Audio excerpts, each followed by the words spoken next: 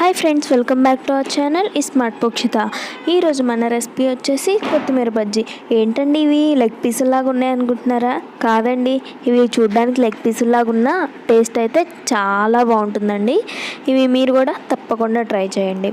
ముందుగా ప్రాసెస్లోకి వెళ్ళిపోదాం. ఇప్పుడు ఒక బౌల్ తీసుకొని దీంట్లోకి 2 టేబుల్ స్పూన్ల శనగపిండిని తీసుకోవాలి. 1/2 టేబుల్ స్పూన్ కారం, 1/2 టేబుల్ స్పూన్ ఉప్పుని తీసుకోవాలి. అలాగే చిటికెడు వంట సోడాని తీసుకొని బాగా కలుపుకోవాలి. ఇలా మొత్తం బాగా కలుపుకున్న తర్వాత ఒక 2 టేబుల్ స్పూన్ల వాటర్ని పోసుకొని మొత్తం బాగా కలుపుకోవాలి. పిండి అనేది మరీ జారుగా ఉండకూడదండి, మీడియంగా ఉండాలి. మనం బజ్జీల పిండి ఎలా అయితే కలుపుకుంటామో అదే మాదిరిగా ఉండాలండి. ఇలా కలుపుకొని ఒక పక్కన పెట్టేసి ఇప్పుడు ఫ్రెష్గా ఉన్న కొత్తిమీర కట్టను తీసుకొని ఇలాగా మీడియంగా ఒక చిన్న బంచ్ తీసుకోవాలండి. మనకి ఎన్ని బంచెస్ అయితే కావాలో అన్నీ అట్లాగా సపరేట్ చేసి పెట్టుకోవచ్చు. మనం ఎన్ని బజ్జీలు వేసుకోవాలనుకుంటే అలాగా. ఇప్పుడు ఆ బంచ్ని కింద ఎడ్జెస్ అనేవి కట్ చేసి శుభ్రంగా కడిగేసి ఆరిపెట్టుకోవాలి. పూర్తిగా ఆరిపోయిన తర్వాత ఇలాగా బజ్జీల పిండిలో వేసుకోవాలండి కొత్తిమీరని.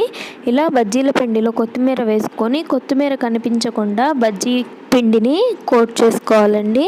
ఇలా కోట్ చేసుకొని పక్కన పెట్టుకొని ఆయిల్ బాగా హీట్ అయిన తర్వాత దీనిలో వేసుకోవాలండి.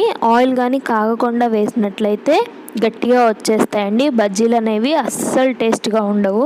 ఇలా నూనెలో వేసుకున్న తర్వాత ఇవి 1 మినిట్ వరకు అస్సలు కదిలించకూడదండి. ఇలా కానీ కదిలించినట్టయితే బజ్జీ అనేది మధ్యలోకి విరిగిపోతుంది.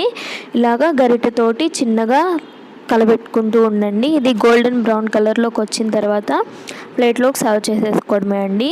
ఇలా మీకు ఎన్ని బజ్జీలు అయితే అవసరమవుతాయో అన్ని బజ్జీలు వేసుకోవచ్చు. ఎప్పుడు చేసుకునే మిరపకాయ బజ్జీ, అరటికాయ బజ్జీ ఇలా కాకుండా ఒకసారి కొత్తగా ఈ కొత్తిమీర లెగ్ పీస్ బజ్జీని ట్రై చేయండి. మీకు కూడా తప్పకుండా నచ్చుతుంది అనుకుంటున్నానండి. నచ్చితే లైక్ చేయండి, షేర్ చేయండి అండ్ కామెంట్ కూడా చేయండి. మీకు ఉట్టిగా తినే వాళ్ళైనా తినచ్చు, లేదంటే ఇలా మధ్యలోకి కట్ చేసుకొని ఉల్లిపాయలు పెట్టుకొని కొంచెం ఉప్పు, కారం, నిమ్మరసం వేసుకొని సర్వ్ చేసుకోవచ్చండి. ఎప్పుడైనా మీరు కూరల్లో కానీ ఏదైనా పులిహోరలో చేసినప్పుడు ఇలాగ కొత్తిమీర వేసినప్పుడు తినని వాళ్ళు ఉంటారు కదండి. అలాంటి వాళ్ళకి ఇలాగా ఒకసారి కొత్తిమీర బజ్జీని ట్రై చేసి పెట్టండి. మీరు లొట్టలు వేసుకుంటూ తినేస్తారండి, అంత టేస్టీగా ఉంటుంది ఈ కొత్తిమీర బజ్జీ. ఒక్కసారి మీ ఇంట్లో కానీ చేసి పెట్టారంటే ఆల్ టైమ్ ఫేవరెట్ అయిపోతారు ఈ బజ్జీకి. కొత్తిమీర ఎప్పుడు కూరల్లోనే కాదు, కొత్తిమీర రైస్ ఇలానే కాదండి, ఇలా డిఫరెంట్ డిషెస్లా ట్రై చేసి పెట్టండి.